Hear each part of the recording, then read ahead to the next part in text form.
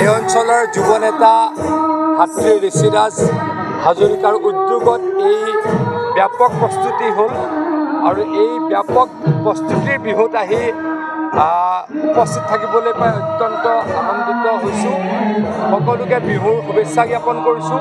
ৰঙালী বিহু সকলোৰে কাৰণে সুখময় হওক, তাৰ কাৰণে ভগৱানৰ ওচৰত প্ৰাৰ্থনা জনাইছোঁ। এইবাৰ পঞ্চায়তত দেখা গৈছে কংগ্ৰেছে 300ৰো অধিক তেওঁলোকে বাঢ়ি দিব পৰা নাই।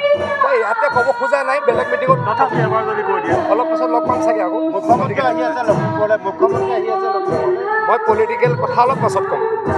চাওক যে আমি নৱগঠিত ৰঙানদী বিধানসভা সমষ্টি, আপোনালোকে জানে যে আমি একেবাৰে গ্ৰাম্য অঞ্চলক আমি প্ৰতিনিধিত্ব কৰোঁ।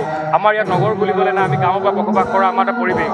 এই পৰিৱেশত যেতিয়া বহাগ অহাৰ লগে লগে কুলিৰ মাত শুনাৰ লগে লগে আমি এজন বিহুবলীয়া যুৱক হিচাপে আমি আৱেগিক হৈ পৰোঁ।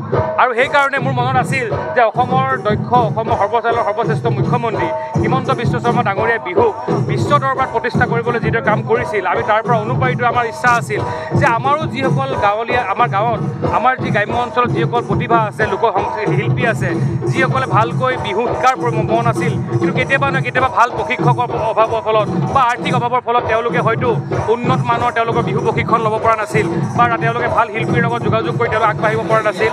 আমাৰ ইচ্ছা আছিল যে আমাৰ যি সময়ত আপোনালোকে দেখিছে যে বিভিন্ন সময়ত আমাৰ আজি ঘৰখনকে আৰম্ভ কৰি বিভিন্ন ধৰণৰ পৰিৱেশ আমাৰ মাজত আহি পৰিছে, এই সময়ত আমাৰ অসমীয়া সমাজত আমি আমাৰ ৰঙানদী বিধানসভা সমষ্টিৰ আমি আইসকলক, আমাৰ ভনীসকলক আমি ৰঙানদীৰ লখিমী হিচাপে আমি তেওঁলোকক সম্বোধন কৰিছোঁ।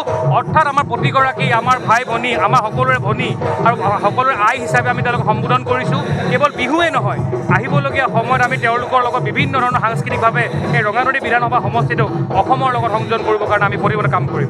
যিকোনো খবৰৰ বাবে যোগাযোগ কৰক 7099017330 লগতে 7099017110 নম্বৰত।